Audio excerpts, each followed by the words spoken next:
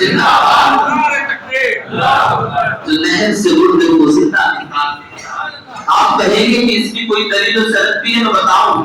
ایک عیسائی اور ایک مسلمان دونوں عیسائی مسلمان سے کہتا ہے کہ ہمارے نبی حضرت عیسیٰ نے بڑے مردے زندہ کیے, تمہارے نبی پاک نے بھی کوئی مردہ زندہ کیا ہے؟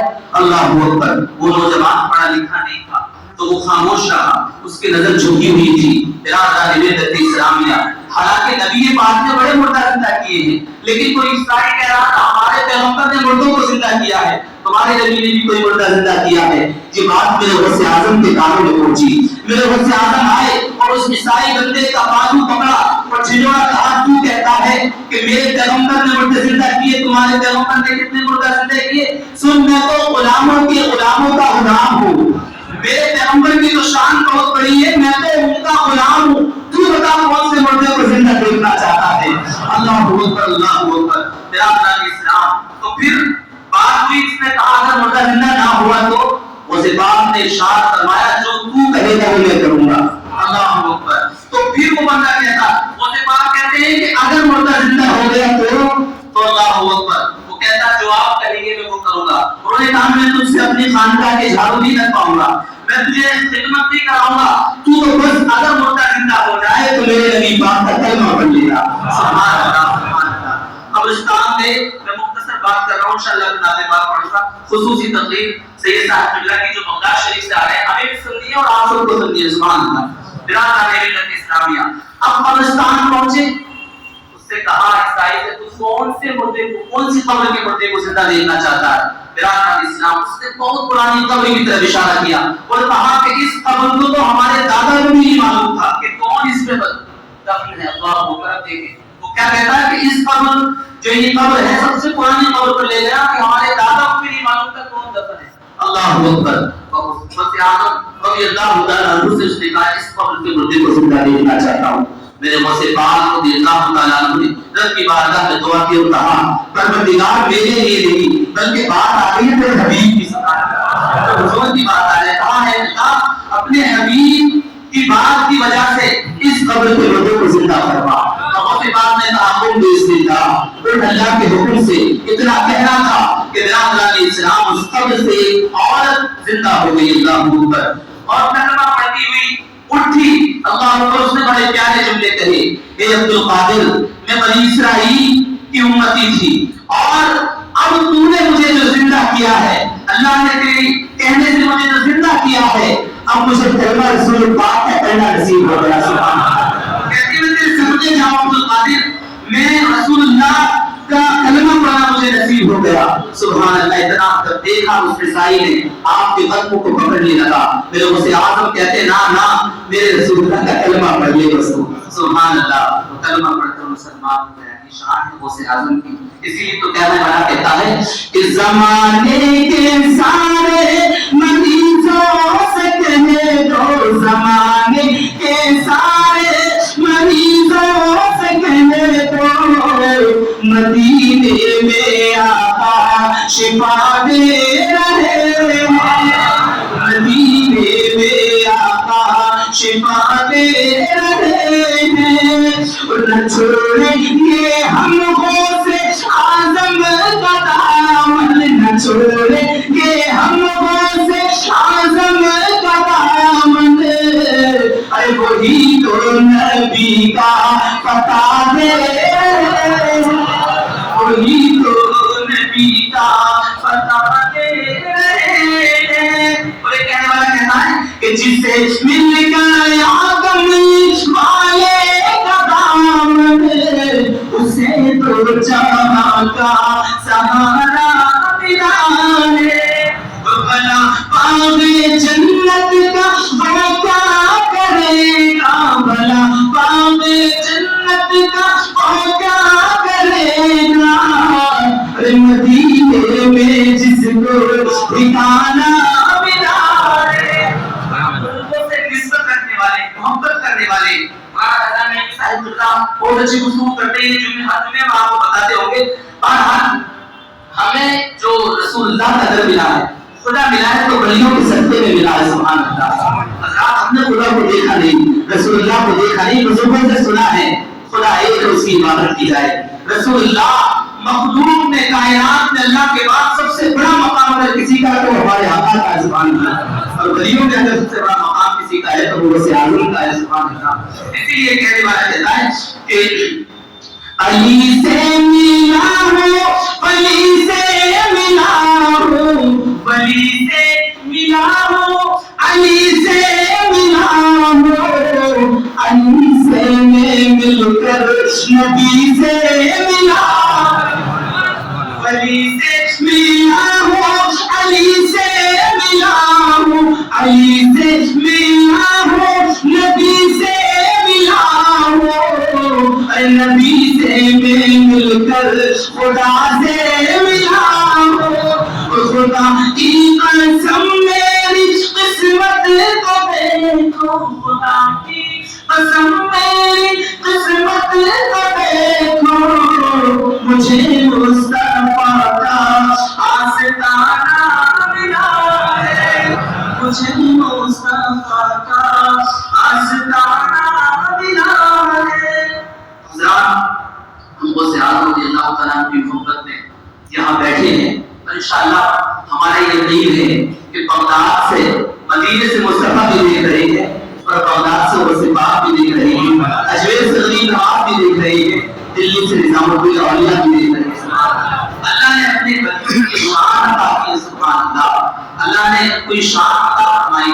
حضرات میں بیسیکلی اور وقت کے اندر پروگرام کیا جاتا ہے یہ بہت اچھی بات ہے.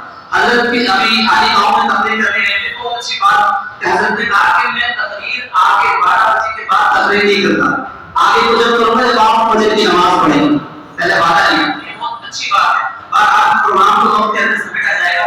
2 شعر اور نعت پاک سن لیں انشاءاللہ وہ پھر کبھی سننے کے لیے تیار ہو کی نعت سنیں سبحان اللہ. محبت سے کہیے یا رسول اللہ ایک مرتبہ سبحان اللہ ایک مرتبہ الحمدللہ ایک مرتبہ دل کے ساتھ کہنا ہے جزاک اللہ اللہ اکبر. کہنے والا کیا کہتا ہے 2-3 شعر پڑھوں گا میں. کہنے لگا ہے کہنے لگا ہے ہم کہنے لگا ہے ستاروں کا لشکر اللہ اکبر اللہ اکبر. اللہ محبت کہیں گے کہ اللہ کا ذکر کرتے ہیں اور جو بندے اللہ کی تکبیر بلند کرتے ہیں اگرچہ وہ پستیوں کو اللہ انہیں بلندی پہ پہنچا دیتا ہے سبحان اللہ. ایک بار اللہ محبت ہے اللہ اسے 80 نہیں عطا فرماتا ہے 80 گنا مٹ جاتے ہیں. بس اب بغیر کسی تعبیر کے اور بغیر کسی تشریح کے بس نعت پاک سنیں. کہنے لگا ہے ستاروں کا لشکر اللہ اکبر اللہ اکبر. آقا کا تلوان آقا کا تلوان چاند اکبر اللہ اکبر. آقا کا تلوان چاند سے سندر اللہ اکبر اللہ اکبر. اور یہ شعر تعلیم کی روشنی میں آپ جب شعر کو پورا سنیں گے تو انشاءاللہ آپ کا دل مچل جائے گا کیونکہ جس مسجد میں مولانا پیدا نہیں بھی جیسے آگے کے دن ماشاءاللہ سب کچھ سنا دیا ہوگا. سنیں کہ مجھ کو بھی ہے ان کا دیدار کرنا مجھ کو بھی ہے ان کا دیدار کرنا کہنے لگا سانپ جیسے لوں گا بھرنا مجھ کو بھی ہے ان کا دیدار کرنا کہنے لگا سانپ جیسے لوں گا بھرنا. تلوہ ہٹا لیجیے تلوہ ہٹا لیجیے جلوہ دکھا دیجیے تلوہ ہٹا لیجیے صدیق اکبر اللہ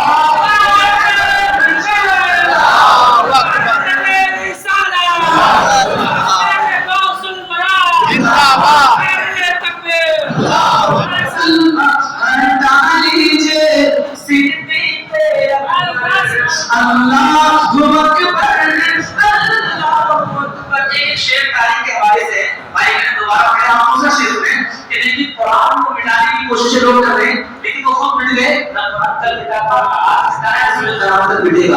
اس کی حفاظت کی ذمہ داری کسی دنیا دار نے نہیں بلکہ پروردگار نے لی ہے. اس لیے کہنے والا کہتا ہے کہ ایک نقطہ بھی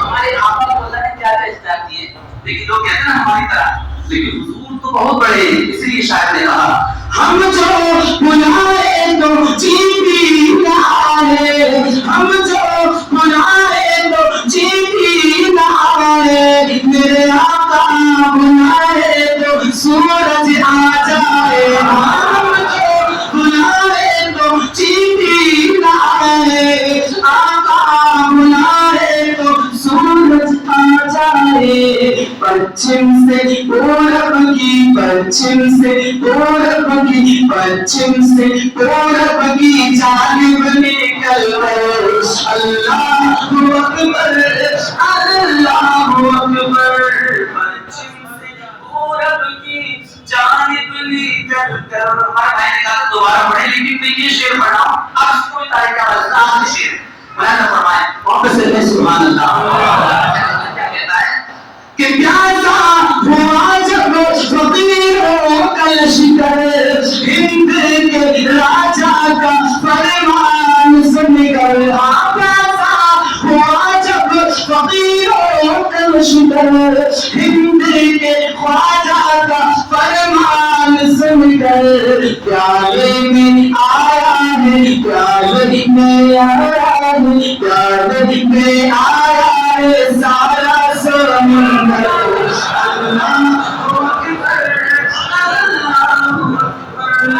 نبی اعظم نے اس زمین پر پیام بولا سنا کے چھوڑا، جو جھک رہے تھے بتوں کے آگے، خدا کے آگے جھکا کے چھوڑا، قدم قدم پر رکاوٹیں تھی، چہار جانب عداوتیں تھی، مگر تحمل سے کام لے کر نبی نے اپنا بنا کے چھوڑا، عمر کے غصے میں چور اتنے گئے تھے آقا کو قتل کرنے، مگر نگاہ نبی نے آخر انہیں بھی کلمہ پڑھا کے چھوڑا۔ اللہ فرماتا ہے ذالک الکتاب لا ریب فیہ، وہ منظمہ کتاب قرآن جس میں شک و شبہ کی کوئی گنجائش نہیں، ہدی للمتقین، اس میں ہدایت ہے ڈر والوں۔ ہمیں پتہ لگانا ہے اللہ سے ڈرنے والے کون، کیوں تو ہر انسان یہ دعویٰ کر رہا ہے کہ میں اللہ سے ڈرتا ہوں، میں اللہ سے ڈرتا ہوں، پورے مجمع میں کسی سے کہا جائے کیا تم اللہ سے ڈرنے والے ہو، سب ہاتھ اٹھا کے کہیں گے ہاں اللہ سے۔ ایک شرابی سے پوچھا جائے کیا تم اللہ سے ڈرنے والے ہو، تو شرابی نے سینہ تان کے کہنے کا مولانا جتنا میں اللہ سے ڈرتا ہوں شاید پوری دلی میں کوئی نہ ڈرتا ہو۔ ایک بے نمازی سے پوچھیے کیا تم اللہ سے ڈرتے ہو، وہ بے نمازی بھی کہے گا مولانا جتنا میں اللہ سے ڈرتا ہوں شاید پورے ہندوستان میں کوئی نہ ڈرتا ہو۔ ایک جھوٹ بولنے والے سے پوچھیے، ہر بندہ یہ نظر یہ کہتا ہوا نظر آئے گا۔ آئیے ہم قرآن سے پوچھتے ہیں کہ اللہ کی پاکیزہ کتاب قرآن، اللہ نے تجھے ہماری ہدایت اور رہبری کے لیے بھیجا ہے، اے اللہ کی پاکیزہ کتاب تجھے تو بتا اللہ سے ڈرنے والے کون لوگ ہیں۔ حالانکہ میرے پیر رشید حضور تاج الشریعہ رحمہ کی بارگاہ میں جب میں نے اپنی عریضہ پیش کیا تو بیان کرنے ملت اسلامی عالم تصور نے جواب دیتے آئے تھی رضا اگر شرابی اللہ سے ڈرتا تو وہ شرابی نہیں ہوتا بلکہ مسجد کا پنجرتا نمازی ہوتا، جھوٹ بولنے والا اگر اللہ سے ڈرتا تو وہ جھوٹا نہیں ہوتا بلکہ سچوں کا پیشوا ہوتا۔ بات سمجھ کے لیے آئی، قرآن نے سے پوچھا تو قرآن نے جواب دیا الذین یؤمنون بالغیب، جو غیب پر ایمان رکھتے ہیں وہ اللہ سے ڈرنے والے ہیں۔ اس کی تفسیر حضرت مولانا فضل نعیم صاحب اللہ آپ کو بتائیں گے، بس مختصر ترجمہ یہ ہے کہ اللہ سے ڈرنے والے وہ لوگ ہیں۔ قرآن نے پہلی پہچان بتائی جو غیب پر ایمان رکھتے ہیں۔ قرآن سے پوچھا کیا کوئی دوسری پہچان بھی ہے، تو قرآن کہتا ہے ہاں دوسری پہچان جو اللہ سے ڈرنے والی کی ہے، جس کے دل میں اللہ کا خوف ہوتا ہے وہ کیا کرتا ہے، وَيُقِيمُونَ الصَّلَاةَ، جو لوگ نماز قائم کرتے ہیں وہ اللہ سے ڈرنے والے ہیں۔ برادر علیہ السلام متقی کی اللہ سے ڈرنے والے کی دوسری پہچان میں پتہ لگ گئی۔ آئے ہم قرآن سے پوچھتے ہیں کیا کوئی تیسری پہچان بھی ہے، تو قرآن جواب دیتا ہے تیسری پہچان یہ ہے وَإِنْ صَبْرَهُ يَجْبُرُ، اللہ فرماتا اور جو ہماری دی ہوئی روزی میں سے کیا کہا، ہماری دی ہوئی روزی میں سے ہماری راہ میں خرچ کرتے ہیں وہ اللہ سے۔ میرے مجھے بھی آپ کو سننے میں غلطی ہو گئی تو میں اپنے فضل کرم سے معاف فرمائے۔ آئیے ہم سب مل کے توبہ کریں اور استغفر اللہ ربی من کل ذنب واتوب الیہ واخر دعوانا الحمد للہ رب العالمین۔ السلام علیکم۔ رہا کچھ تو قبول کریں گے اور یہ زندگی کا انشاءاللہ ملیں گے۔